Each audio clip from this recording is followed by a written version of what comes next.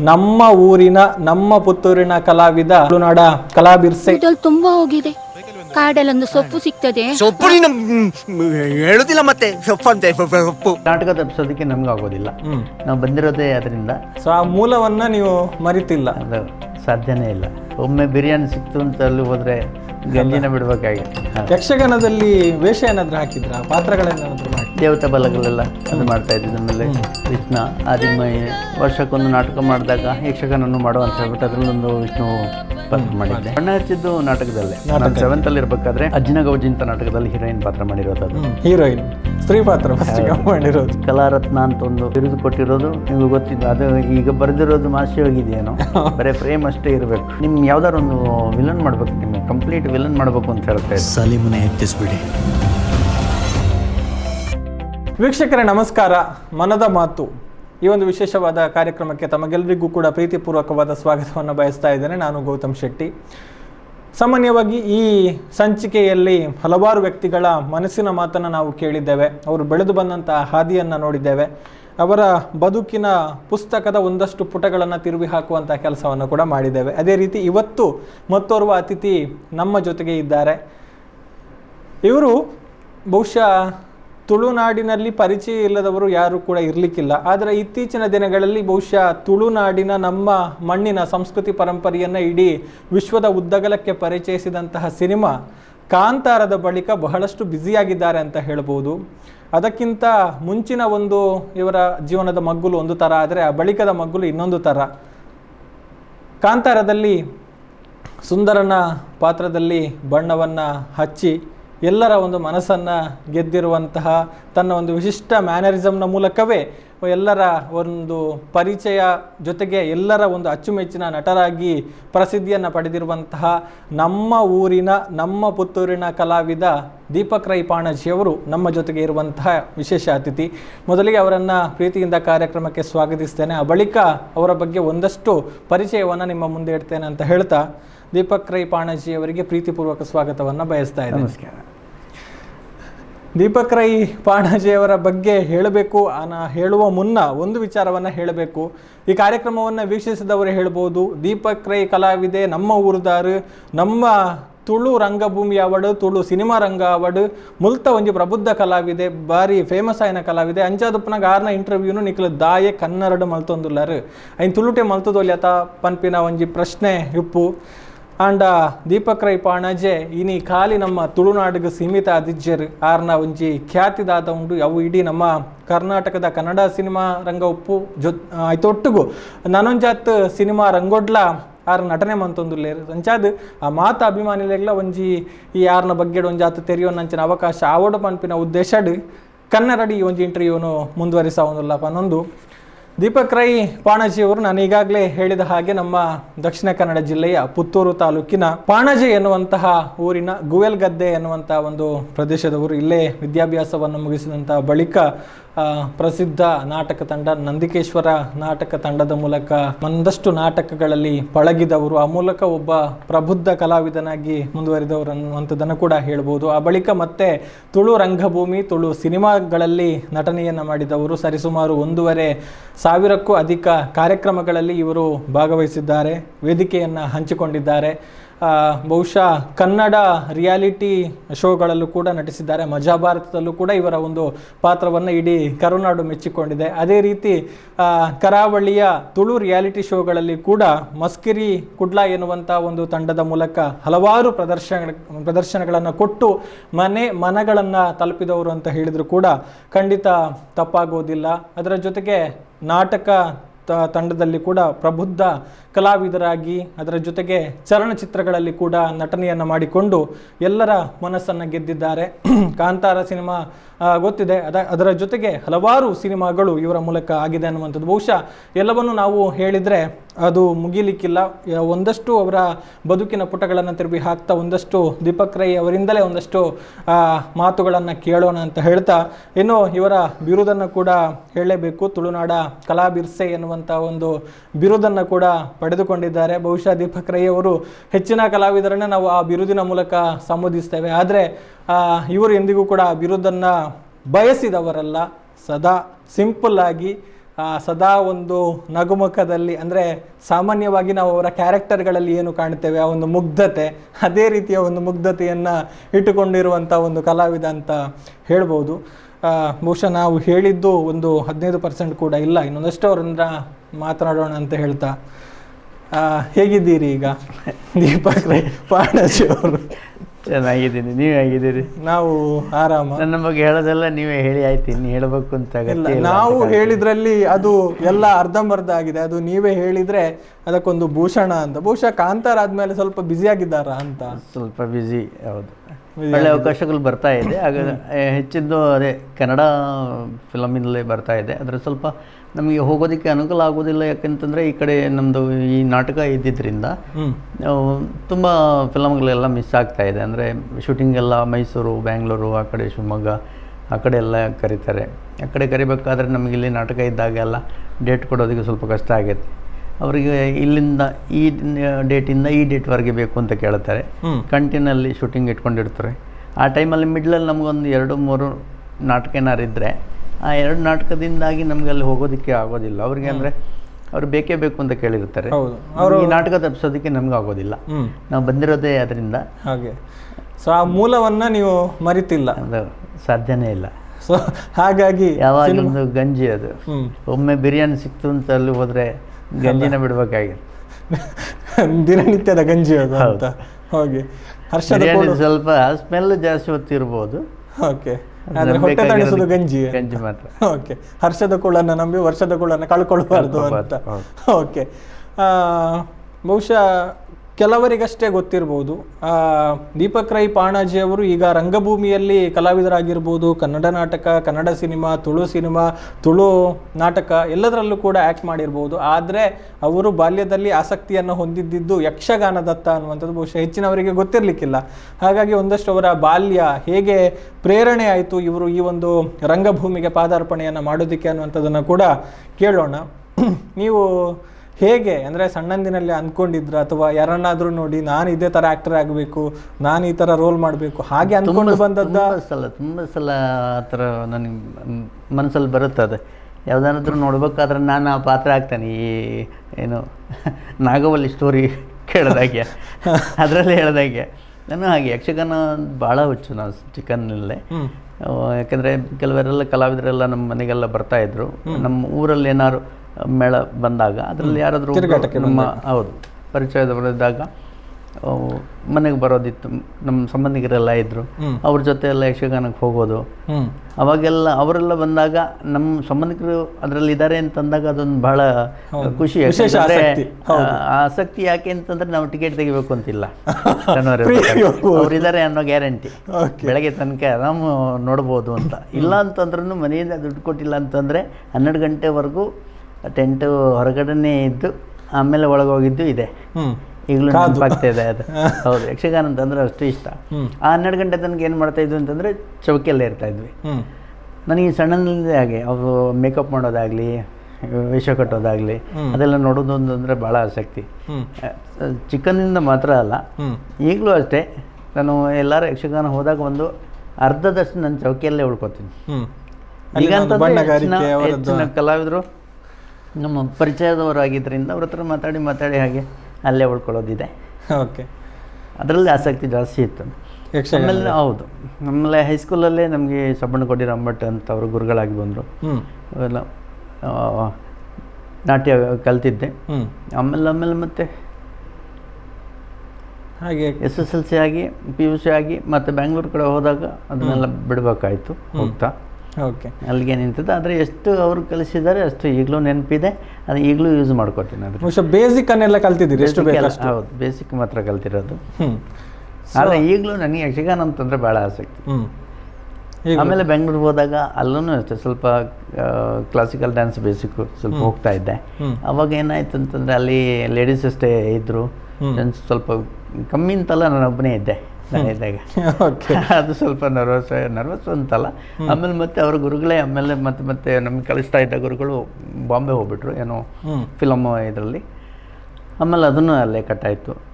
ಆಮೇಲೆ ಫಿಲಮ್ ಡ್ಯಾನ್ಸ್ಗೆ ನಾನು ಬ್ಯಾಂಗ್ಳೂರಲ್ಲೇ ಸೇರಿರೋದು, ಚಾಮ್ರಾ dance school ಅಂತ. ಆ ಟೈಮಲ್ಲಿ ಅಂದರೆ 23 ವರ್ಷ ಹಿಂದೆಯೇ ಆವಾಗಲ ಈಗಲೂ ಹಾಗೆ ಕಾಂಟ್ಯಾಕ್ಟಲ್ಲಿ ಇದ್ದೀವಿ. ಈಗ ಡೈಲಿ ಮೆಸೇಜ್ ಮಾಡೋದಿದೆ ನಮ್ಮ ಗುರುಗಳು. ಓಕೆ. ಈಗೆಲ್ಲ ಫಿಲಮಲ್ಲೆಲ್ಲ ಸ್ಟಂಟು ಅದೆಲ್ಲ ಮಾಡ್ತಾರೆ, ಫಿಲಮ್ ಡೈರೆಕ್ಷನ್ನು ಮಾಡ್ತಾರೆ. ಒಳ್ಳೆ ಗುರುಗಳು, ತುಂಬ ಅವರಿಂದಾಗಿ ತುಂಬ ಶಿಷ್ಯಂದ್ರಿದ್ದಾರೆ. ಈಗ ಹೆಚ್ಚು ಕಾಣಿಸೋ ಹೀರೋಗಳೆಲ್ಲ ಆಲ್ಮೋಸ್ಟ್ ಅವರ ಶಿಷ್ಯಂದ್ರೆ, ಫೈಟೆಲ್ಲ ಕಲಿಸಿದ್ದವರೇ. ಚಾಮರಾಜ್ ಅಂತ ಹೇಳ್ಬಿಟ್ಟು ಒಂದು 3 ವರ್ಷ ಅದರಲ್ಲಿ ಫಿಲಮ್ ಡ್ಯಾನ್ಸ್ ಕಲಿತೆ. ಆಮೇಲೆ ಮತ್ತೆ ಊರಿಗೆ ಬಂದು ನನ್ನ ಜರ್ನಿ ನಾಟಕದ್ದು ಸ್ಟಾರ್ಟ್ ಆಯಿತು. ಯಕ್ಷಗಾನದಲ್ಲಿ ವೇಷ ಏನಾದರೂ ಹಾಕಿದ್ರಾ, ಪಾತ್ರಗಳನ್ನೇನಾದರೂ ಮಾಡಿ? ಹೌದು, ಸ್ಟಾರ್ಟಿಂಗು ಇದು ದೇವತಾ ಬಲಗಳೆಲ್ಲ ಅದು ಮಾಡ್ತಾ ಇದ್ದಿದ್ದು. ಆಮೇಲೆ ಕೃಷ್ಣ, ಆದಿಮೈ, ಆಮೇಲೆ ಇತ್ತೀಚೆಗೆ ನಮಗೆ ಶಾರದಾಸಲ್ಲಿ ಇರಬೇಕಾದ್ರೆ ಅದರಲ್ಲಿ ವರ್ಷಕ್ಕೊಂದು ನಾಟಕ ಮಾಡಿದಾಗ ಯಕ್ಷಗಾನನ್ನು ಮಾಡೋ ಅಂತ ಹೇಳ್ಬಿಟ್ಟು ಅದರಲ್ಲೊಂದು ವಿಷ್ಣು ಪಾತ್ರ ಮಾಡಿದ್ದೆ. ನೀವು ಮೊದಲು ಬಣ್ಣ ಹಚ್ಚಿದ್ದು ನಾಟಕಕ್ಕೆ ಯಕ್ಷಗಾನಕ್ಕ? ಅದು ಸ್ಕೂಲಲ್ಲಿ ಇರಬೇಕಾದ್ರೆ ಮೊದಲು ಬಣ್ಣ ಹಚ್ಚಿದ್ದು ನಾಟಕದಲ್ಲೇ. ನಾನು 7th ಅಲ್ಲಿ ಇರಬೇಕಾದ್ರೆ ಅಜ್ಜಿನ ಗೌಜಿ ಅಂತ ನಾಟಕದಲ್ಲಿ ಹೀರೋಯಿನ್ ಪಾತ್ರ ಮಾಡಿರೋದು. ಅದು ನಾನು ನೆನಪಿದೆ. ಅದು ಇಲ್ಲಿ ಬೆಟ್ಟಂಬಾಡಿ ಮಾಲಿಂಗೇಶ್ವರ ದೇವಸ್ಥಾನದಲ್ಲಿ ಆಗಿದ್ದ ನಾಟಕ ಅದು. ಅವತ್ತು ಮಾಡಿರೋದು ಫಸ್ಟ್. ಹಾಂ, ಅಜ್ಜಿನ ಗೌಜಿ ಮಚೇಂದ್ರನಾಥ್ ಪಾಂಡೇಶ್ವರ ಅವರು ರಚನೆ ಮಾಡಿರೋಂಥ ಅಜ್ಜಿನ ಗೌಜಿ. ಅದರಲ್ಲಿ ಶಾಲಿನಿ ಅನ್ನೋ ಪಾತ್ರ, ಹೌದು, ಹೀರೋಯಿನ್ ಪಾತ್ರ ಫಸ್ಟ್ ಮಾಡಿರೋದು. ಹೀರೋಯಿನ್ ಸ್ತ್ರೀ ಪಾತ್ರ ಫಸ್ಟ್ ಮಾಡಿರೋದು. ಸೊ ಗೊತ್ತಿರ್ಲಿಲ್ವ ಯಾರು ಕೂಡ ಆಗ? ಅದಕ್ಕೆ ಏನೇನು ಆಗಿದೆ, ಹುಡುಗಿ ಥರಗೆ ಹೇಳ್ಬಿಟ್ಟೆಲ್ಲ. ಅವಾಗೆಲ್ಲ ಆ ಟೈಮಲ್ಲಿ ಏನಾಗಿತ್ತು, ಬಂದಿಲ್ಲ ಅಂತಂದ್ರೂ ಕೆಲವರೆಲ್ಲ ಹೇಳ್ತಾ ಇದ್ರು ರೆಡಿ ಮಾಡ್ಬೇಕಾದ್ರೆ ಎಲ್ಲ ತೆಗಿಬೇಕು ಅಂತ. ಅವಾಗಲೇ ಸೇವಿಂಗ್ ಮಾಡ್ಕೊಂಡಿದ್ದೆ 7th ಅಲ್ಲಿ. ಹೌದು, ಈಗೀಗ ನಿಮ್ಮಷ್ಟು ಇದ್ರೂ ಬೇಕಾಗಿಲ್ಲ ಅಂತ ಮೇಕಪ್ ಎಲ್ಲ ಐಟಮ್ ಬಂದಿದೆ, ಹೇಗೆ ಬೇಕಾದ್ರೂ ಮಾಡ್ಕೋಬೋದು. ಅದು ಅವಾಗೆಲ್ಲ ಭಯ ಇತ್ತು, ರೆಡಿ ಮಾಡೋದು ಅಂತಂದ್ರೆ ಎಲ್ಲ ತೆಗಿಬೇಕು ಇದೆಲ್ಲ. ಓಕೆ. ಅಂದರೆ ನಿಮಗೆ ಇದರ ಯಕ್ಷಗಾನದ ಆಸಕ್ತಿ ಅಂತ ಹೇಳಿದರೆ ಅದಕ್ಕೆ ಪರ್ಟಿಕ್ಯುಲರ್ ರೀಸನ್ ಏನಾದರೂ ಇದೆಯಾ? ಅಂದರೆ ಏನಾದರೂ ಫ್ಯಾಮಿಲಿ ಬ್ಯಾಕ್ಗ್ರೌಂಡಲ್ಲಿ ಅಥವಾ ಯಾರಾದರೂ ಕಲಾವಿದರಿದ್ದು ಆ ಥರನ, ಅಥವಾ ಒಂದು ಆಸಕ್ತಿಯ ಮೇಲೆ? ಇದ್ರು, ಫ್ಯಾಮಿಲಿಯಲ್ಲೂ ಇದ್ರು. ಅದೇ ಹೇಳಿದೆ ನಾನು, ಅವರೆಲ್ಲ ಬರ್ತಾ ಇದ್ರು ಅಂತ ಹೇಳ್ಬಿಟ್ಟು ಮನೆ ಕಡೆ ಎಲ್ಲ. ಈ ಪೆರುವಿನ ನಾರಾಯಣ ಶೆಟ್ರು ಅವರೆಲ್ಲದೆಲ್ಲ ಇದ್ದಾಗ, ಪುತ್ತೂರು ನಾರಾಯಣ ಹೆಗ್ಡೆ ಅವರೆಲ್ಲ ಇದ್ದಾಗೆಲ್ಲ ಮನೆಗೆಲ್ಲ ಬರ್ತಾ ಇದ್ರು. ನಮ್ಮ ಒಂದು ಪರಿಚಯ ಇವರೆಲ್ಲ ಸಂಬಂಧಿಕರ ಅಂತದಾಗ ಅವರೆಲ್ಲ ಮನೆಗೆ ಬಂದಾಗೆಲ್ಲ ಅವ್ರ ಜೊತೆ ಹೋಗಿ ಸಣ್ಣದಿಂದ ಅದು ಏನು ಹೇಗೆ ಬಂತು ಗೊತ್ತಿಲ್ಲ ನನಗೆ. ಒಟ್ಟು ಕಲರ್ಫುಲ್ ನೋಡ್ಬೇಕಾದ್ರೆ ನಮ್ಗೆ ಭಾಳ ಖುಷಿ. ಮಾರನೇ ದಿವಸ ಮೇಸ್ಟ್ರಿಂದೆಲ್ಲ ಬೈಗಳೆಲ್ಲ ತಿಂತದ್ದು ಇದೆ. ಅಲ್ಲಿ ಹೋದ್ಮೇಲೆ ಮಲಗೋದೆ ಅಲ್ಲ, ಕ್ಲಾಸಲ್ಲಿ ಬಂದು ನಿದ್ದೆ ಮಾಡೋದು, ಎಲ್ಲ ಚಾಕ್ ಎಲ್ಲ ಬಿಸಾಕ್ತಾ ಇದ್ರು, ಹಾಗೆ ನಿದ್ದೆ ಮಾಡಿದೆ ಅಲ್ಲಿ. ಅಂದರೆ ಫುಲ್ ನೋಡಿದೆ ಬೆಳಗಿನ ತನಕ? ಹೌದು, ಬೆಳಗ್ಗೆ ತನಕ ನೋಡೋದು. ಓಕೆ. ಮತ್ತೆ ಒಂದು ಕ್ಲಾಸಿಗೆ ಹೋಗೋದು ರಜೆ ಇಲ್ಲದಿದ್ದರೆ? ಹೌದು, ರಜೆ ಮಾಡಿದ್ರೆ ಮತ್ತೆ ಬೈತಾರೆ. ಮತ್ತೆ ಯಾವಾಗಾದ್ರೂ ಯಕ್ಷಗಾನ ಬಂದರೆ ಮತ್ತೆ ನಮಗೆ ಪರ್ಮಿಷನ್ ಸಿಗೋದಿಲ್ಲ. ಓಕೆ. ಶಾಲೆಗೆ ಹೋಗೋದು ಅಷ್ಟು ತಪ್ಪಿಸ್ತಾ ಇರಲಿಲ್ಲ. ಓಕೆ, ಅಷ್ಟು ಅಲ್ಲಿ ಹೋಗಿ ಮಲಗಿದ್ರೂ ಪರವಾಗಿಲ್ಲ, ತಪ್ಪಿಸ್ತಾ ಇರಲಿಲ್ಲ. ಅಟೆಂಡೆನ್ಸ್ ಒಂದು ಬೀಳ್ತಾ ಇತ್ತು. ಇಲ್ಲಿ ಪ್ರೌಢಶಾಲೆ ಎಲ್ಲ ಆಯಿತು, ಮತ್ತೆ ಬೆಂಗಳೂರಿಗೆ ಹೋದ್ರಿ, ಅಲ್ಲಿ ಸ್ವಲ್ಪ ಕೆಲಸ ಮಾಡಿದ್ರಿ. PU ಮಾತ್ರ ಮಾಡಿರೋದು. ಸೀರಿಯಸ್ ಆಗಿದೆಯಾ ಅವಾಗ ನೀವು ರಂಗಭೂಮಿ ಅತ್ತ? ಹೇಗೆ, ಅದಕ್ಕೇನಾದರೂ ಪರ್ಟಿಕ್ಯುಲರ್ ಕಾರಣ ಇದೆಯಾ? ಅಲ್ಲ, ಚಿಕ್ಕಂದಿಂದ ಅದೇ ಸ್ವಲ್ಪ ಆ್ಯಕ್ಟಿಂಗ್ ಮಾಡಬೇಕು ಅನ್ನೋದು ಭಾಳ ಇತ್ತು. ನಾನು 7th ಅಲ್ಲಿ ಇರಬೇಕಾದ್ರೆ ಕ್ಲಾಸಲ್ಲೂ ಏನಾದ್ರು ಫಂಕ್ಷನ್ ಇದ್ದಾಗ ಮಾಡ್ತಾ ಇದ್ವಿ. ಹೈಸ್ಕೂಲಲ್ಲಿ ಇದ್ದಾಗಲೂ ಅಷ್ಟೇ, ಡ್ಯಾನ್ಸಲ್ಲಾಗಲಿ, ಇದ್ದಿದ್ರಲ್ಲೆಲ್ಲ ಪಾರ್ಟಿಸಿಪೇಟ್ ಮಾಡ್ತಿದ್ದೆ ನಾನು. ಸ್ಪೋರ್ಟ್ಸಲ್ಲಾಗಲಿ ಅದೆಲ್ಲ ಎಲ್ಲದರಲ್ಲಿ ಇದ್ದೆ. ಎಲ್ಲನೂ ಈಗಲೂ ಈಗ ಸರ್ಟಿಫಿಕೇಟ್ ನೋಡಿದಾಗ ಎಲ್ಲ ನೆನಪಾಗೋದು. ಅದು ಎಲ್ಲದಕ್ಕೂ ಬಾಲ್ ಬ್ಯಾಡ್ಮಿಂಟನ್ ಇದೆ, ಕ್ರಿಕೆಟ್ ಅದು ಇದೆಲ್ಲ ಎಲ್ಲದರಲ್ಲೂ ಭಾಗವಹಿಸ್ತಿದ್ದೆ. ಎಲ್ಲರೂ ಪ್ರಶಸ್ತಿ ಸಿಗ್ತಾ ಇತ್ತು. ಎಲ್ಲದು ಕಲಿಕೆ ಜೊತೆಗೆ ಪಠ್ಯೇತರ ವಿಷಯದಲ್ಲೂ ಇನ್ನೂ ಕಮ್ಮಿ ಇರಲಿಲ್ಲ, ಎಲ್ಲದರಲ್ಲೂ ಇದ್ದೆ. ಹೈಸ್ಕೂಲ್ ಎಲ್ಲವನ್ನು ಕಲಿಸಿದೆ ನನಗೆ. ಅದಾದಮೇಲೆ PU ಆದಮೇಲೆ ಒಂದು ಸ್ವಲ್ಪ ಫಸ್ಟ್ ಕ್ಲಾಸ್ ಪಾಸ್ ಆಗಿದ್ದೆ ಅದರಲ್ಲಿ SSLCಲಿ. ಆ ಟೈಮಲ್ಲಿ ಯಾವುದು ಸಬ್ಜೆಕ್ಟ್ ಚೂಸ್ ಮಾಡಬೇಕು ಅಂತ ಅವಾಗ ಅಷ್ಟೊಂದು ಗೊತ್ತಿರಲ್ಲ. PUC ಹಳ್ಳಿ ಕಡೆ ಎಲ್ಲ ಯಾವುದನ್ನು ತಗೋಬೇಕು, ಕೆಲವೆಲ್ಲ ಆರ್ಟ್ಸ್ ತಗೋತಾ ಇದ್ರು. ನಾನು ಸೈನ್ಸ್ ತಗೊಂಡೆ. ಅಂದರೆ ಫಸ್ಟ್ ಕ್ಲಾಸ್ ಕೆಲವರೆಲ್ಲ ಹೇಳ್ತಾ ಇದ್ದಿದ್ದು, ಫಸ್ಟ್ ಕ್ಲಾಸ್ ಪಾಸ್ ಅಲ್ವಾ, ಸೈನ್ಸು ಮಾಡ ಅಂತ. ಅದು SSLCಗೆ ಇದಕ್ಕೂ ಡೆಡ್ಲಿ ಅಪೋಸಿಟ್.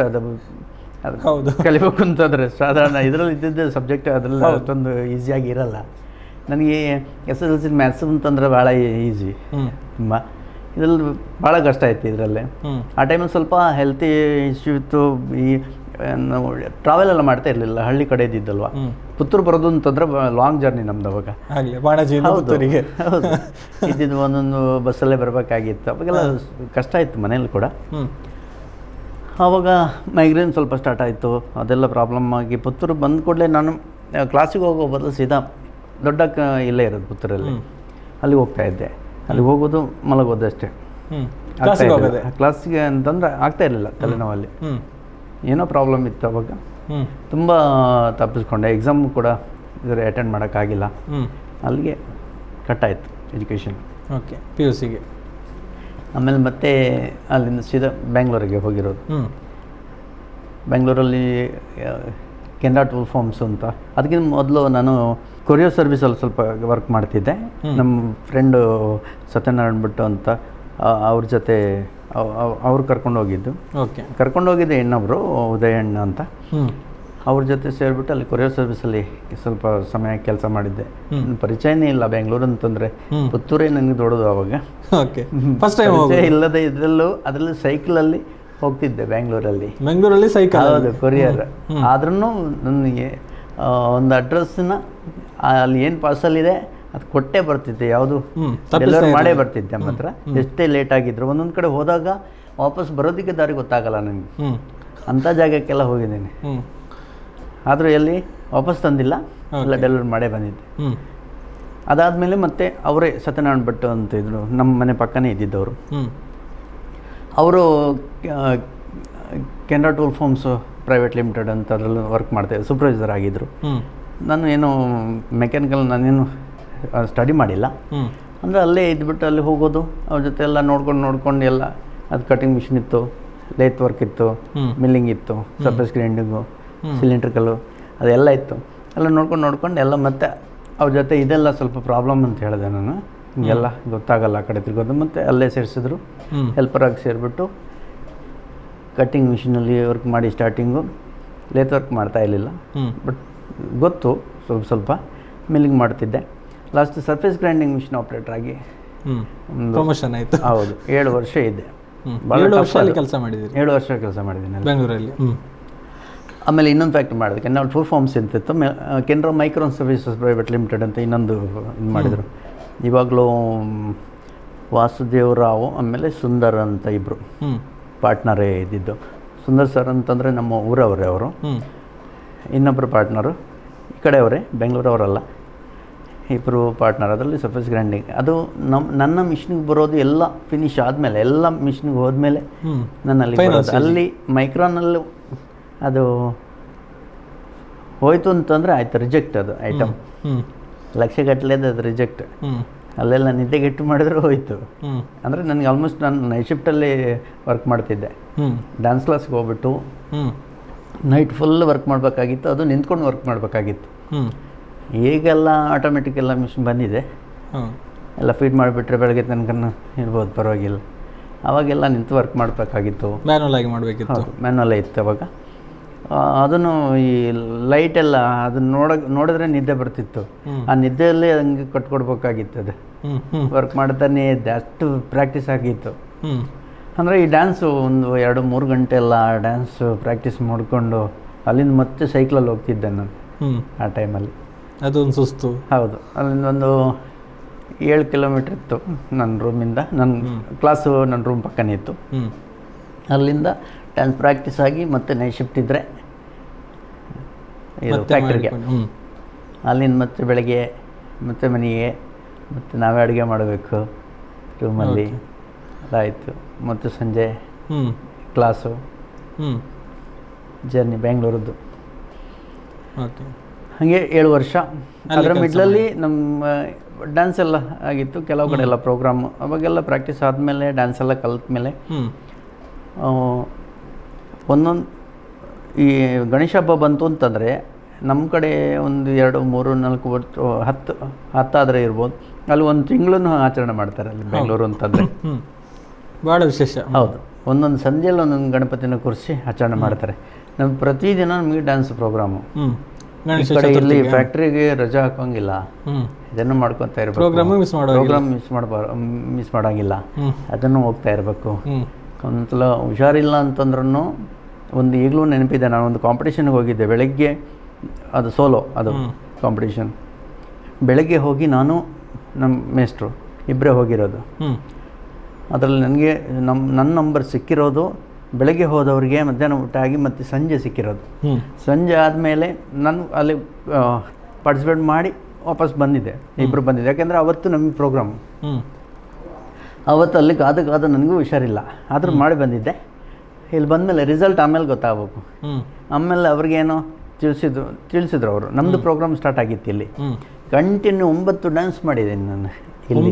ಅದು ಜ್ವರ ಇದ್ದಾಗಲೂ ಹೇಗೆ ಮಾಡಿದೆ ಅಂತಂದರೆ ಅಲ್ಲಿಂದ ಅವರು ಹೇಳಿದರು, ಒಂದು 2 ಆದಾಗಲೇ ಹೇಳಿದರು ಅಲ್ಲಿ ಫಸ್ಟ್ ನಾನಂತ.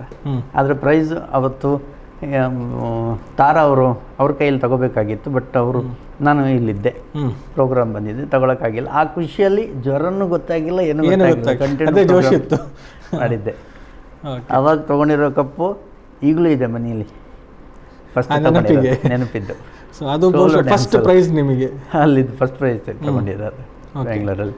ಆಮೇಲೆ ಅಶೋಕ್ ಹೋಟೆಲಲ್ಲಿ ಅಲ್ಲೆಲ್ಲ ಪ್ರೋಗ್ರಾಮ್ ನಮ್ಗೆ ಕರ್ಕೊಂಡು ಹೋಗ್ತಾಯಿದ್ರು. ಯಾವಾಗಲೂ ನನಗೊಂದು ಆ ಟೈಮಲ್ಲಿ ಕಲಾರತ್ನ ಅಂತ ಒಂದು ಬಿರುದು ಕೊಟ್ಟಿರೋದು ನಿಮ್ಗೆ ಗೊತ್ತಿದ್ದು. ಅದು ಈಗ ಬರೆದಿರೋದು ಮಾಸಿ ಹೋಗಿದೆಯೇನೋ, ಬರೀ ಫ್ರೇಮ್ ಅಷ್ಟೇ ಇರಬೇಕು, ಗೊತ್ತಿಲ್ಲ ಅದನ್ನ ಯಾವ ಥರ ಇಟ್ಕೋಬೇಕು ಅದೆಲ್ಲ. ವರ್ಷ ಆಯಿತು. ಹೌದು. ಸೊ ನಾನು 99ನಲ್ಲಿ ಡ್ರಾಮಾದ ಇದಕ್ಕೆ ಸೇರಿರೋದು. ಅದೇ ವಿಟ್ಲ ಪಂಚಲಿಂಗೇಶ್ವರ ದೇವಸ್ಥಾನ. ಅದಕ್ಕೆ ಮೊದಲು ನಂದಿಕೇಶ್ವರದ ಜರ್ನಿ ಇದೆ ಟೈಮ್. ಅದಕ್ಕೆ ಮೊದಲಿದ್ದು ಇದು ಹೇಳ್ತಾ ಇರೋದು ನಾನು, ಡ್ಯಾನ್ಸಲ್ಲಿ ಇದ್ದಿದ್ದು. ಎಸ್, ನಂದಿಕೇಶ್ವರದ ಪರಿಚಯ ಯಾಕಂದ್ರೆ ಹೇಳಿದರೆ ನಮ್ಮ ಭಾಗದ ನಾಟಕಗಳು ಅಥವಾ ಆ ಭಾಗದ ನಾಟಕಗಳಿಗೆ ತುಂಬ ಡಿಫರೆನ್ಸ್ ಇದೆ, ತಂಡಗಳಿಗೂ ಡಿಫರೆನ್ಸ್ ಇದೆ. ಅವರು ಒಂದು ಎಕ್ಸಿಕ್ಯೂಟ್ ಮಾಡುವಂಥದ್ದಾಗಿರ್ಬೋದು, ಅವುಗಳ ನಿರ್ವಹಣೆ ಇರ್ಬೋದು, ಎಲ್ಲ ಡಿಫ್ರೆಂಟ್. ಸೊ ನಿಮಗೆ ನಂದಿಕೇಶ್ವರ ನಾಟಕ ಸಂಘದ ಪರಿಚಯ ಆಗಿದ್ದು, ಕಾಂಟ್ಯಾಕ್ಟ್ ಆಗಿದ್ದು, ನೀವು ಅವರ ಸಂಪರ್ಕಕ್ಕೆ ಬಂದದ್ದು ಹೇಗೆ ಅಂತ? ಅದೇ ಆ ಫ್ಯಾಕ್ಟ್ರಿಲಿ ಇರಬೇಕಾದ್ರೆ ನಾನು ಹೇಳ್ತಿದ್ದಲ್ಲ, ಈಗ ಡ್ಯಾನ್ಸ್ಗೆಲ್ಲ ಹೋಗ್ತಿದ್ದೆ ಅಂತ. ಆ ಟೈಮಲ್ಲಿ ಮದನ್ ಹರಿಣಿ ಅಂತವರು ಡ್ಯಾನ್ಸ್ ಗುರುಗಳಿದ್ದಾರೆ. ಹೌದು, ಅವ್ರದ್ದು ಒಂದು ಆಲ್ಬಮ್ ಸಾಂಗದು ಒಂದು ಪ್ರಾಕ್ಟೀಸ್ ನಡೀತಾ ಇತ್ತು. ಅದ್ರ ನಮ್ಮ ಕ್ಲಾಸಲ್ಲಿ ನಾನು ಸೆಲೆಕ್ಟ್ ಆಗಿದೆ. ಆ ಟೈಮಲ್ಲಿ ಇಲ್ಲಿ ಫ್ಯಾಕ್ಟ್ರಿಲೂ ಹೆವಿ ಇಲ್ಲಿದ್ದ ಪರ್ಮಿಷನ್ ಕೇಳಿಬಿಟ್ಟೆ ನಾನು ಪ್ರಾಕ್ಟೀಸ್ಗೆ ಹೋಗ್ತಾ ಇದ್ದೆ. ಹೋಗು ಅಂತ ಹೇಳಿದ್ರು. ಒಂದು ಸಲ ಅವ್ರಿಗೂ ಅರ್ಜೆಂಟ್ ಇತ್ತು, ಇಲ್ಲಿಗೆ ಹೋಗ್ಬೇಕಾಗಿತ್ತು, ಇನ್ನೂ ಬಿಡೋಂಗಿಲ್ಲ, ಆಲ್ಬಮ್ ಸಾಂಗ್ ಅದಕ್ಕೆ ಪ್ರಾಕ್ಟೀಸ್ ಹೋಗಲೇಬೇಕಾಗಿತ್ತು. ಆ ಟೈಮಲ್ಲಿ ಇಲ್ಲಿ ಸ್ವಲ್ಪ ಕಿರಿಕಾಯಿತು, ಅಲ್ಲೂ ಹೋಗ್ತಿದ್ದೆ. ಆ ಟೈಮಲ್ಲಿ ದಸರಾ ರಜೆ ಸಿಕ್ತು ನಮಗೆ. ದಸರಾ ರಜೆಯಲ್ಲಿ ನನ್ನಲ್ಲಿಂದ ಹೇಳದೆ ಬಂದಿರೋದು, ರಜೆ ಇತ್ತು. ಹೌದು, ಆ ಟೈಮಲ್ಲಿ ಊರಿಗೆ ಬಂದಾಗ ನಮ್ಮ ಚಿಕ್ಕಪ್ಪ ಅವರೇ ನಂದಿಕೇಶ್ವರ ನಾಟಕ ಸಂಘದ, ಅದು ನಾರ್ತದ್ದು ಹೆಸರು ಥರ ಕಂಡ್ರು ಅದು ನಡೆಸ್ತಾ ಇದ್ದದ್ದು ನಮ್ಮ ಚಿಕ್ಕಪ್ಪ ಅವರು. ಅವರು ಆ ಕಡೆ ಗುಬ್ಬಿ ವೀರಣ್ಣ ಅವ್ರ ಜೊತೆ ಎಲ್ಲ ನಾಟಕ ಮಾಡಿಕೊಂಡು ಅಲ್ಲೇ ಇದ್ದವ್ರು ಮೊದಲಿಂದಲೇ. ಅಲ್ಲೇ ಪ್ರಾಕ್ಟೀಸ್ ಆಗಿ ಆಮೇಲೆ ಅವರು ಸಂಘ ಕಟ್ಟಿರೋದು. ಅದು ನಮ್ಮ ಊರಲ್ಲಿ ಬಂದಿತ್ತು. ಅದಕ್ಕೆ ಮೊದಲೇ ನಾನು ಡ್ಯಾನ್ಸ್ ಮಾಡಿದ್ದು ಅದೆಲ್ಲ ಆಲ್ಬಮ್ ಎಲ್ಲ ನೋಡಿದ್ರು, ಮನೆಗೆಲ್ಲ ಬಂದಿದ್ದು ಸಂಬಂಧ ಆಗಿದ್ದರಿಂದ ಮನೇಲೆಲ್ಲ ಆಲ್ಬಮ್ ಎಲ್ಲ ನೋಡಿದ್ರು. ನಾನು ನೋಡಿರಲಿಲ್ಲ ನಮ್ಮ ಚಿಕ್ಕಪ್ಪ ಅವ್ರನ್ನ. ಅವರೆಲ್ಲ ಈ ಕಡೆ ತಿರುಗಾಟದಲ್ಲೇ ಇದ್ದಿದ್ದರಿಂದ ನಾನು ಫಸ್ಟ್ ನೋಡಿರೋದು ಊರಿಗೆ ಹೋದ್ಮೇಲೆ. 1 ತಿಂಗಳು ಕ್ಯಾಂಪ್ ಹೋದಲ್ಲೆಲ್ಲ, ಅದು 1 ತಿಂಗಳು 2 ತಿಂಗಳು 3 ತಿಂಗಳೆಲ್ಲ ಮಾಡೋವಂಥ ಕ್ಯಾಂಪ್. ಅದು ವೃತ್ತಿಪರ ಸಂಸ್ಥೆ ಇದ್ದಿದ್ದದು. ನಾನು ಒಂದು 15 ದಿವಸ ಆದಮೇಲೆ ಹೋಗಿದ್ದೆ, 15-20 ದಿವಸ ಆದಮೇಲೆ ಊರಿಗೆ ಹೋಗಿರೋದು ದಸರಾ ರಜೆಯಲ್ಲಿ. ಆ ಟೈಮಲ್ಲಿ ಊರಲ್ಲಿತ್ತು, ಪರಿಚಯ ಆಯಿತು. ಈ ಥರ ಎಲ್ಲ ಡ್ಯಾನ್ಸು ಒಂದು ಯಾವುದ್ರಲ್ಲೂ ಡ್ಯಾನ್ಸ್ ಮಾಡಿಸಿದ್ರು.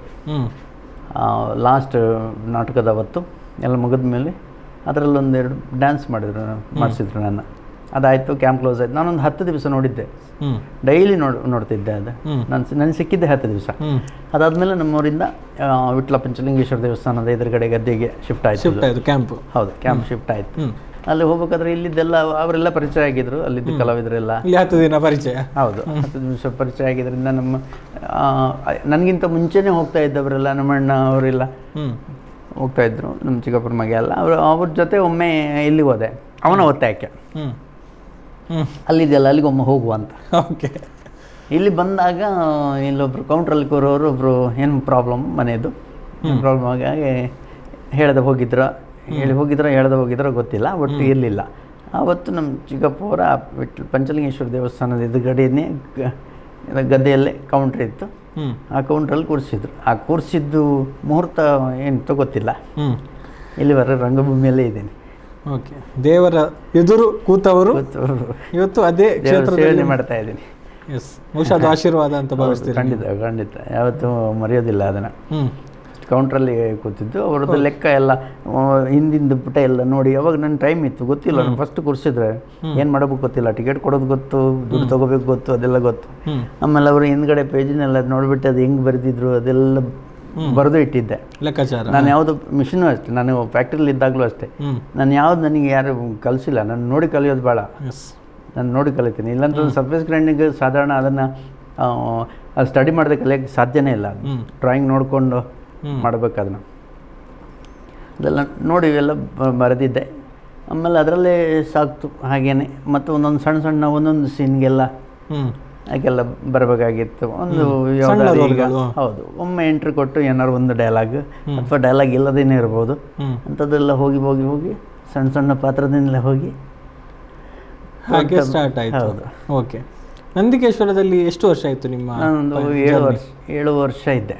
7 ವರ್ಷ. ಹೌದು, ಫುಲ್ ಟೈಮ್ ಆಗಿದೆ. 19. ಹೌದು, ಮತ್ತೆ ಅದರಲ್ಲಿ ಕಂಟಿನ್ಯೂ ಅದರಲ್ಲಿ ಆಸಕ್ತಿನೂ ಜಾಸ್ತಿ ಇತ್ತು. ಓಕೆ. ಆಗ ಬಯಸಿದ್ದೇ ಸಿಕ್ತು ನನಗೆ. ಓಕೆ. ಎಲ್ಲಿಗೆಲ್ಲ ಹೋಗಿದ್ದೀರಿ, ಎಲ್ಲೆಲ್ಲ ಕ್ಯಾಂಪ್ ಮಾಡಿದ್ದೀರಿ? ಕ್ಯಾಂಪು ಕಾಸರಗೋಡು, ಉಡುಪಿ, ದಕ್ಷಿಣ ಕನ್ನಡ ಅಷ್ಟೇ ಅದರಲ್ಲಿ ಹೋಗಿರೋದು. 3 ಜಿಲ್ಲೆ ಅಷ್ಟೇ. ಹಾಗೆ ಆದರೆ ಒಂದು ಕಡೆ ಒಂದು ಊರಲ್ಲಿ ಇದ್ದರೆ ಒಂದೊಂದು ತಿಂಗಳು ಇರ್ತಾ ಇದ್ವಿ. ಮಂಗಳೂರಲ್ಲೆಲ್ಲ ಹೋದಾಗ 3 ತಿಂಗಳಿತ್ತು. ಸುಳ್ಯದಲ್ಲೆಲ್ಲ 3 ತಿಂಗಳಿದ್ವಿ ಒಂದು ಹಾಲಲ್ಲಿ ಇದ್ದಾಗ. ಮಳೆಗಾಲಕ್ಕೆಲ್ಲ ಹಾಲ್ ಬುಕ್ ಮಾಡ್ತೀವಿ, ಅಲ್ಲೇ ಇರ್ತಾ ಇದ್ವಿ, ಅಲ್ಲೇ ಸ್ಟೇ ಆಗೋದು ಅಲ್ಲೇ. ಓಕೆ. ಬೇಸಿಗೆ ಬಂದಾಗ ಅದೆಲ್ಲ ಟೆಂಟ್ ಹಾಕ್ತಾ ಇದ್ವಿ. ಓಕೆ. ನೀವೇ? ಹೌದು, ನಾವಂತಂದರೆ ಅದರಿಂದ ಐಟಮ್ಮು ನಮ್ಮ ಹತ್ರ ಏನು ಪರ್ಮನೆಂಟ್ ಇರಲ್ಲ. ಹಾಲಿ ಬೇಕಾಗಿದ್ದು ಪರದೆಗಳಷ್ಟೇ ಇದ್ವು, ಚೇರ್ ಇದ್ವಿ, ಅದೆಲ್ಲ ಇತ್ತು. ಇಲ್ಲಂತಂದರೆ ಮಾಬುಕಳ ರಮನಾಥ್ ಅಲ್ಸೆ ಅಂತ, ಅಲ್ಲಿಗೆ ಹೋಗ್ಬೇಕಾಗಿತ್ತು. ಮಾಬುಕಳಕ್ಕೆ ಅಲ್ಲಿಂದ ಅಲ್ಲಿಗೆ ಹೋಗ್ಬಿಟ್ಟು, ಅಂದರೆ ಮಳೆಗಾಲ ಮುಗಿದ ಕೂಡಲೇ ಅಲ್ಲಿಗೆ ಹೋಗ್ಬಿಟ್ಟು ಅದು ಸ್ಟೇಜಿದ ಐಟಮು, ತಗಡು ಶೀಟು ಅದೆಲ್ಲ ತರ್ತಾ ಇದ್ವಿ ಹೋಗಿ ಲಾರಿಯಲ್ಲಿ ತೊಗೊಂಬಂದು ಅದನ್ನು ನಾವೇ ಹಾಕಬೇಕಾಗಿತ್ತು. ಓಕೆ. ಎಲ್ಲ ಅನುಭವ ಆಗಿದೆ. ಗುಂಡಿ ತೊಡ್ಬಿಟ್ಟು 1 ವಾರ ಕೆಲಸನೇ ಇತ್ತು ನಮಗೆ. ಓಕೆ. ಅಂದರೆ ಕಲಾವಿದರು ಅದನ್ನು ಮಾಡಬೇಕು, ಎಲ್ಲ ಕೆಲಸಗಳನ್ನು ನಾವೇ ಮಾಡಬೇಕು ಅದನ್ನು. ಓಕೆ. ಪರದೆ ಪದ್ಧತಿ ಹಾಗಿತ್ತು. ಹೌದು ಹೌದು. ಅದ್ರದ್ದು ಅಂದರೆ ಆ ಕಡೆ ಇಲ್ಲ, ಈ ಕಡೆ ಅಂತಂದರೆ ನಾವು ಒಳ್ಳೆ ಒಗ್ಗಟ್ಟಿತ್ತು. ಆಮೇಲೆ ನಮಗೆ ಮೊದಲಿನಲ್ಲೇ ಕಲಿಸಿದ್ದು ಹಾಗೇನೆ, ಎಲ್ಲವೂ ಗೊತ್ತಿರಬೇಕು ಅಂತ. ನಾವು ಕೌಂಟ್ರಲ್ಲೂ ಕೂರಬೇಕಾಗಿತ್ತು, ಅದು ಸೀಲ್ ಹೊಡಿಬೇಕು. ಬರೀ ಕೌಂಟ್ರಲ್ಲಿ ಕೂರೋದು ಮಾತ್ರ ಅಲ್ಲ, ಅದಕ್ಕೆ ಮುಂಚೆ ಅದು ಪ್ರಿಂಟು ಜನತಾ ಪ್ರೆಸ್ ಅಂತ ಇಲ್ಲಿಂದ ತರ್ತಾ ಇದ್ದೆ ನಾನು. ಆಲ್ಮೋಸ್ಟ್ ನಾನೇ ಹೋಗ್ತಿದ್ದೆ ಎಲ್ಲ, ವಿಟ್ಲದಲ್ಲಿ ಪ್ರೆಸ್ಸು. ಅಲ್ಲಿಗೆ ಹೋಗ್ಬಿಟ್ಟು ಅದು ಟಿಕೆಟು ಅದು ತರಬೇಕು, ಅದು ಪ್ರಿಂಟ್ ಆಗಿದ್ದನ್ನು ಅದನ್ನು ಪೇಜ್ ಬಿಡಿಸ್ಬೇಕು. ಅವಾಗ ಹೋಲ್ ತೆಗಿತಾಯಿದ್ರು. ಒಂದು ಇದರಲ್ಲಿ 4 ಚಿಟ್ಟಿತ್ತು ಸಣ್ಣದು. ಇವಾಗ ಮೊದಲೆಲ್ಲ ಇದರಲ್ಲಿ ಥಿಯೇಟ್ರೆಲ್ಲ ಕೊಡ್ತಿದ್ರಲ್ಲ ಅಷ್ಟೇ, ಅದು 4 ಪಾರ್ಟ್ ಇದ್ದು. ಅದು ತೆಗಿಬೇಕು, ಅದನ್ನು ಬಿಡಿಸ್ಬೇಕು, ಒಂದೊಂದಕ್ಕೂ ಸೀಲ್ ಹೊಡಿಬೇಕು. ಒಂದು ಪೇಜಲ್ಲಿ 4 ಸೀಲು, ಇಷ್ಟು ದಪ್ಪ ಇತ್ತು ಅದರಲ್ಲಿ. ಅದಕ್ಕೆಲ್ಲ ಸೀಲ್ ಹೊಡಿಬೇಕು, ಅದು ರೆಡಿ ಮಾಡಬೇಕು, ಕೌಂಟ್ರಲ್ಲಿ ಕೊಡಬೇಕು. ಅದಾದಮೇಲೆ ನಾವು ಪಾತ್ರ ಇದ್ದಾಗ ಕೌಂಟ್ರದ್ದು ಕೆಲಸ ಮುಗಿದ ಮೇಲೆ ನಾವೇ ಮೇಕಪ್ ಮಾಡಬೇಕು, ನಾವೇ ಪರದೆ ಎಳಿಬೇಕು. ಆಮೇಲೆ ಜನ ಇದ್ದಾಗೆಲ್ಲ ಅದಕ್ಕೆಲ್ಲ ಸಪ್ರೇಟ್ ಇದ್ದರು, ಮೇಸ್ತ್ರಿ ಅಂತ ಇದ್ದರು. ಇಲ್ಲದಾಗ ನಾವೇ ಮಾಡ್ಕೋಬೇಕು. ಓಕೆ. ಪಾತ್ರ ಮಾಡಬೇಕು, ಪರದೆ ಎಳ್ಕೋಬೇಕು, ಅನಿವಾರ್ಯ ಆದಾಗ ಕೌಂಟ್ರ್ ಕೊಡಬೇಕು, ಎಲ್ಲ ಮಾಡಬೇಕಾಗಿತ್ತು. 1 ವಾರ ನಮಗೆ ಥಿಯೇಟ್ರದ್ದು ಕೆಲಸ ಇತ್ತು. ಬೇಸಿಗೆ ಇದು ಬಂದಾಗ ಮಳೆಗಾಲದ ಮುಗೀತು ಅಂತಂದರೆ ಎಲ್ಲವೂ ನಾವೇ ಹಾಕಬೇಕು. ತಗಡು ಶೀಟ್ ಎಲ್ಲ ಹಾಕಬೇಕು, ಸ್ಟೇಜ್ ಎಲ್ಲ ಹಾಕಬೇಕು, ಪರದೆ ಎಲ್ಲ ಕಟ್ಟಬೇಕು, ಎಲ್ಲ. 1 ವಾರ ಕೆಲಸ ಆದಮೇಲೆ 1 ವಾರ ಅಂದರೆ ಹೊಸ ಏರಿಯಾದಲ್ಲಿ ಇರ್ತಾ ಇತ್ತಲ್ಲ, ಆವಾಗ ಯಾರಿಗೂ ಪರಿಚಯ ಸಿಗ್ತಾ ಇರಲಿಲ್ಲ. ನಾವು ವೇದಿಕೆ ಬಂದಾಗ ಅಷ್ಟೇ ಗೊತ್ತಾಗೋದು, ಮೊನ್ನೆ ಗುಂಡಿ ತೊಡ್ತಾ ಇದ್ದೆ. ನನಗೆ ಯಾರೋ ಹೇಳಿದ್ದು ನೆನಪದು, ನೀವೇ ಅಲ್ಲ ಅಲ್ಲಿ ಗುಂಡಿ ತೊಡ್ತಾ ಇದ್ದಿದ್ದು. ಓಕೆ. ಅದು ಕಟ್ತಾ ಇದ್ದಿದ್ದು ಅಂತ ಅವಾಗೆಲ್ಲ ನೋಡ್ತಾ ಇರ್ತಾರೆ, ಯಾರ್ದು ಪರಿಚಯ ಇರಲ್ಲ. ಹೌದು, ಮೊದಲು ಮತ್ತೆ ಗೊತ್ತಾಗ್ತದೆ. ಲಾಸ್ಟು ಗೊತ್ತಾಗೋದು ಯಾವಾಗ ಅಂತಂದರೆ ನೆಕ್ಸ್ಟ್ ಇನ್ನು ಮಳೆಗಾಲ, ಹಾಲ್ ಒಳಗಡೆ ಹೋಗ್ತೀವಿ.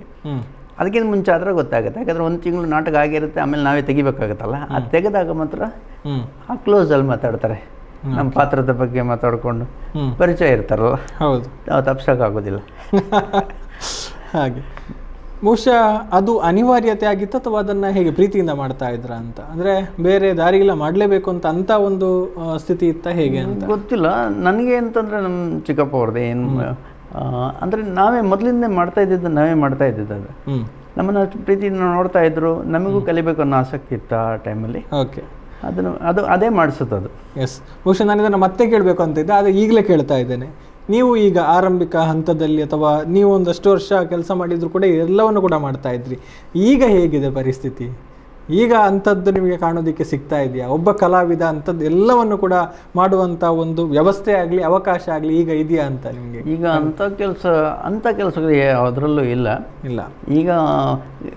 ಈಗ ಒಬ್ಬನೇ ಮಾಡೋಂಥ ಕೆಲಸ ಅಂತಂದರೆ ಕತೆ ಬರೋದು, ಸಂಭಾಷಣೆ ಬರೋದು, ಹಾಡು ಬರೋದು, ನಿರ್ದೇಶನ ಮಾಡೋಂಥ ಅದರಲ್ಲಿ ಒಬ್ಬನೇ ಬರುತ್ತೆ ವಿನ ಈ ಥರ ಕೆಲಸದಲ್ಲಿ ಯಾವುದು ಇಲ್ಲ. ಈ ಥರ ಈಗ ಅಂಥ ಅನಿವಾರ್ಯತೆ ಇಲ್ಲ ಈಗ. ಯಾಕಂತಂದರೆ ಎಲ್ಲ ಈಗ ನಿಮ್ಮ ಹತ್ರ ಸೌಂಡ್ ಲೈಟಿಗೆ ಇರುತ್ತೆ, ಇನ್ನೊಬ್ರ ಹತ್ರ ಇನ್ನೊಂದಿರುತ್ತೆ. ಅವ್ರಿಗೆ ಫೋನ್ ಮಾಡಿ ಹೇಳಿದ್ರೆ ಆಯಿತು, ಬರುತ್ತೆ. ಆ ಟೈಮ್ಗೆ ಡೇಟ್ ಕೊಟ್ಟರೆ ಆಯ್ತು ಅಷ್ಟೇ. ಟೈಮ್ ಹೇಳಿಬಿಟ್ಟು ನಿಮ್ಮ ಕೆಲಸ ನಿಮಗೆ ನಮ್ಮ ಕೆಲಸ, ನಾವು ಬರೋದು ಆ್ಯಕ್ಟ್ ಮಾಡೋದು ಮುಗೀತು ಅಷ್ಟೇ. ಓಕೆ, ಮೊದಲಿಂದ ಅಷ್ಟು ಕಷ್ಟ ಈಗಿಲ್ಲ. ಓಕೆ, ಅದು ಆಯಿತು. 7 ವರ್ಷ ನಂದಿಕೇಶ್ವರದಲ್ಲಿ ಮಾಡಿದೆ. ಅದರಲ್ಲೇ ಒಂದು 10,000 ಮೇಲೆ ಪ್ರದರ್ಶನ ಕೊಟ್ಟಿದ್ದೀನಿ. ಬಹುಶಃ ಈಗ ಎಲ್ಲ ಸಿನಿಮಾಗಳಿಗೂ ದೀಪಕ್ ರೈ ಪಾಣಾಜಿ ಅವರು ಬೇಕು ಅನ್ನುವಂಥ ಒಂದು ರೀತಿ ಟ್ರೆಂಡ್ ಸೆಟ್ ಆಗಿದೆ ಅಂತ ಹೇಳ್ಬೋದು. ಬೇರೆ ಬೇರೆ ಕೊಡೋರು ಪಾತ್ರ ಕೊಟ್ಟರೆ ಖುಷಿ. ಓಕೆ, ಕೆಲವು ಏನಾಗುತ್ತೆ ಅಂತಂದ್ರೆ ಒಂದರಲ್ಲಿ ಏನಾದ್ರು ಕುಡುಕನ ಪಾತ್ರ ನೋಡಿದರೆ ಮತ್ತೆ ಎಲ್ಲದಕ್ಕೂ ಆ ಪಾತ್ರ ಇದ್ದಾಗ ಅಷ್ಟೇ ಕರೀತಾರೆ. ಈಗ ಸಿನಿಮಾಗಳ ಬಗ್ಗೆ ಒಂದು ಅಂದಾಜು ಸಿನಿಮಾಗಳು ಸಂಖ್ಯೆ ನೀವು 50ರಿಂದ 60. ಗಂಭೀರ ಪಾತ್ರ ಸ್ವಲ್ಪ ಇಷ್ಟ ನನಗೆ. ಓಕೆ, ಸಿಗೋದು ಕಮ್ಮಿ ಅಂತ. ಸುದ್ದಿ ಚಾನಲ್, ಕ್ಷಣ ಕ್ಷಣದ ಸುದ್ದಿಗಾಗಿ.